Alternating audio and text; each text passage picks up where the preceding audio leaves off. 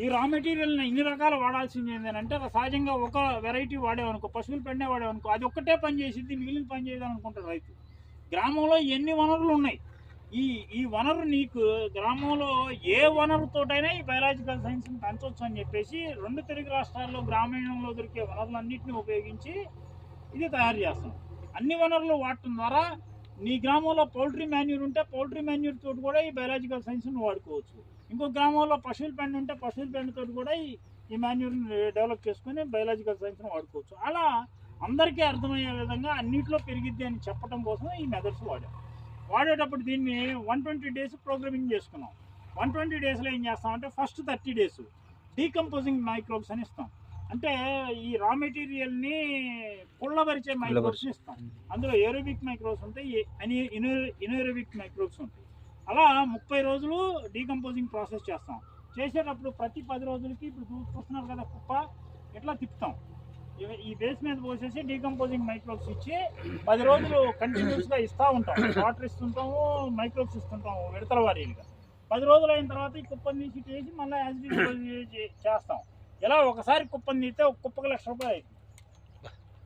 ఒకసారి ఉన్న ప్లేస్ నుంచి మార్చి మళ్ళీ యాజ్ ఇట్ ఈజ్ ప్లేస్కి తీసుకొస్తే దీనికి 50,000 ఖర్చు, ₹1,00,000 ఖర్చు వచ్చింది. అట్లా నీకు 12 సార్లు తిప్పుతాం. 12 లక్షలు. అయితే ఫస్ట్ స్టార్టింగ్ చేసినప్పుడు ఎక్కువ టైం తీసుకుంటుంది. డీకంపోజ్ అయ్యి ఒక్కొక్క పని చేసుకుంటాం అంటే లాస్ట్కి వచ్చేసరికి 50% తగ్గిపోతూ ఉంటుంది. అంటే మెటీరియల్స్ ఇప్పుడు ఫస్ట్ పోసినప్పుడు 5:1 రేషియో అంటున్నాం. 5 kgs పోస్తే లాస్ట్కి వచ్చేసరికి 1 kg అవుతుంది. అంటే ప్రాసెస్ జరుగుతూ ఉంటే ఈ పని హవర్స్ కూడా తగ్గుతూ ఉంటుంది. ఫస్ట్ 30 రోజులు ఇలా చేస్తాం. నెక్స్ట్ 30 రోజులు ఏం చేస్తాము, న్యూట్రియంట్ అప్టేక్ మైక్రోబ్స్ ఇస్తాం. అంటే సూక్ష్మ పోషకాలు, ప్రధాన పోషకాలను భూముల్లో నుంచి మొక్కకు అందించే దశలోకి తీసుకొచ్చే మైక్రోబ్స్ని సెకండ్ జనరేషన్ అంటే సెకండ్ టైంలో 30 days ఇస్తాం. తర్వాత థర్డ్ ప్లేస్లోకి వచ్చేసరికి 3వ విడతగా భూముల్లో వచ్చే తెగుళ్ళు కారకాల సిద్ధబీజాలకు సంబంధించిన విల్ట్ తెగులు, ఆ తర్వాత బ్యాక్టీరియల్ బ్లైట్, తర్వాత బ్లాక్ స్పాట్ డిసీజెస్, ఇలాంటివి పంటల్లో వచ్చే తెగుళ్ళు కారకాలను కంట్రోల్ చేసే మైక్రోబ్స్ నెక్స్ట్ 30 రోజులు ఇస్తాం. ఏ వ్యవస్థలోనైనా ప్రతి వ్యవస్థలోనూ ప్రతి 10 రోజులకి కుప్పలు తిప్పడం కంపల్సరీ. ఫస్ట్ తిప్పాం కదా, ఇప్పుడు తిప్పలేదు, ఇది తిప్పాం కదా, నెక్స్ట్ తిప్పినాం కదా, ప్రతి సీజన్ ప్రతి సిస్టంలోనే తిప్పాల్సిందే 10 daysకి. సార్ ఫస్ట్ ఒకసారి ఇప్పుడు మీరు తిప్పారు, ఇప్పుడు వేస్తారా అది? అంటే మీరు ఇచ్చే మైక్రోబ్స్ ఇప్పుడు ఇచ్చి తర్వాత 10 daysకి కంటిన్యూ ఇస్తామమ్మా. రేపటి నుంచి ఇస్తాం. తిప్పాం కదా, ఇంకా రోజు ఒక్కొక్క 300 మైక్రోబ్స్ ఇవ్వాలి కదా. ఈ రోజు ఒక 10 మైక్రోబ్స్ ఇస్తాం, రేపు ఒక ఆ సెక్టార్కి సంబంధించినవి. ఈ 30 రోజులు ఏం చెప్తున్నాం, ఫస్ట్ డీకంపోజింగ్ మైక్రోబ్స్ అని అంటున్నాం. డీకంపోజింగ్ మైక్రోబ్స్ అని అంటే ఒకటి కాదు 10 ఫార్ములేషన్స్ ఉంటాయి. ఫస్ట్ రోజు ఒక ఫార్ములేషన్ ఇస్తాం, సెకండ్ రోజు ఇంకో ఫార్ములేషన్, థర్డ్ రోజు ఇట్లా 300 మైక్రోబ్స్ అంటే దాన్ని డివైడ్ చేస్తాం. ఏ సెక్టార్కి సంబంధించింది ఏ మైక్రోబు, దాంట్లో 10-20 రకాలు ఉంటాయి. వాటన్నిటిని విడతల వారీగా ఇచ్చుకుంటూ వెళ్తుంటాం. అలా థర్డ్ సెషన్లో తెగుళ్ళకి సంబంధించి, 4th సెషన్లో పురుగుకు సంబంధించి. పురుగులు అంటే ఏంది, భూమిలో ఉన్న నెమటోడ్స్, వేరు పురుగులు, తర్వాత పంట మీద వచ్చే వైట్ ఫ్లైస్, తర్వాత క్యాటర్పిల్లర్స్, వాటి ప్యూపాలు, లార్వాలు భూముల్లో ఉంటాయి. వాటన్నిటిని మినిమైజ్ చేసే మైక్రోబ్స్ని 4 సెక్టార్లు ఇస్తాం. ఓవరాల్గా plant resistance, plant growth, plant ఇమ్యూనిటీతో పాటు ప్లాంట్లో వచ్చే సమస్యలన్నింటినీ అడ్రస్ చేస్తున్నాం. ఇక అన్నీ అడ్రస్ చేస్తున్నాం. అయితే ఈ మైక్రోబ్స్ ఈ ఎరువేయింగ్లోనే అద్భుతాలు జరుగుతాయంటే లాస్ట్ ఇయర్ ఫీల్డ్ ప్రాక్టీసెస్లో అన్ని అద్భుతాలే జరుగుతున్నాయి. కానీ కొంత మైనస్లు కూడా ఉన్నాయి. ఎక్కడ ఉన్నాయి అని అంటే కొన్ని సాయిల్స్లో న్యూట్రియంట్స్ అప్టేక్ వెళ్ళిపోయింది. అసలు ఆ సాయిల్లో న్యూట్రియంట్స్ దొరకట్లా.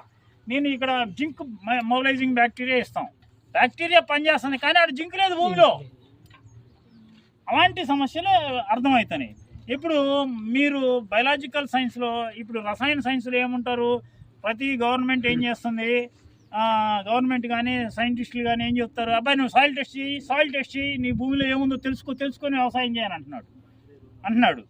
అంటే ఏంది, నువ్వు సాయిల్ టెస్ట్ చేయమంటే ప్రతి ఎకరం సాయిల్ టెస్ట్ చేస్తే గవర్నమెంట్ సాయిల్ టెస్ట్ చేసే టైం ఉందా, ఇస్తుందా?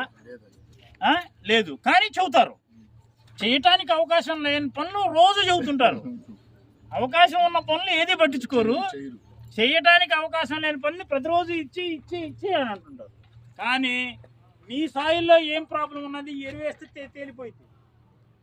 ఈ ఎరువు తీసుకెళ్ళి నీ భూమిలో వేస్తే నువ్వు వేసిన పంట చూపించే లీఫ్ని చూస్తే నీ సాయిల్లో ఆ డెఫిషియన్సీ ఉందని ఈజీగా చెప్పొచ్చు. ఇప్పుడు నువ్వు కాటన్ వేసావు, వైట్ కలర్ లీఫ్ వచ్చేసింది అంటే నైట్రోజన్ డెఫిషియన్సీ ఉంది, నీ సాయిల్లో నైట్రోజన్ లేదు. ఇంకొక ప్రాబ్లం వచ్చింది, ప్లాంట్ చూపించింది నీ సాయిల్లో అంటే ఎందుకు లేదు, ఇది డిక్లరేషన్. ఎందుకు అని అంటే ఇందులో అన్ని మైక్రోబ్స్ని ఇచ్చాం, అవి పని చేయటానికి వస్తే నీ దాన్ని ఏ మైక్రోబ్, ఇప్పుడు సపోజ్ నత్రజని బ్యాక్టీరియా ఇచ్చాం, నీ సాయిల్లో నత్రజని గాలి నుంచి తీస్తుంది. ఏ సాయిల్లో లేకపోయినా నత్రజని డెఫిషిట్ చూపించదు. ఫాస్ఫరస్ మైక్రోబ్ ఇస్తాం, నీ సాయిల్లో ఫాస్ఫరస్ లేకపోతే ఇమ్మీడియట్గా చూపించదు, ఎందుకంటే అది గాలి నుంచి రాదు, ఫాస్ఫరస్ భూమి నుంచే తీయాలి. పొటాష్ ఉంటుంది, పొటాష్ కూడా గాలి నుంచి రాదు, భూమి నుంచే తీయాలి. ఆ డెఫిషియన్సీ, ఆ మైక్రోబ్ పనిచేయట్లేదు అని అంటే ఆ సాయిల్లో పొటాష్ అవైలబిలిటీ లేదు.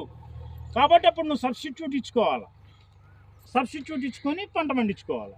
మరి ఈ పొటాష్ ఇలా సబ్స్టిట్యూట్ ఇవ్వాలంటే మళ్ళీ రసాయన ఎరువులే చెబుతున్నారు కదంటే, అవును నీ సాయిల్లో ఏముందో తెలియాలని అంటే ఇది వాడితే కదా నీకు తెలిసింది.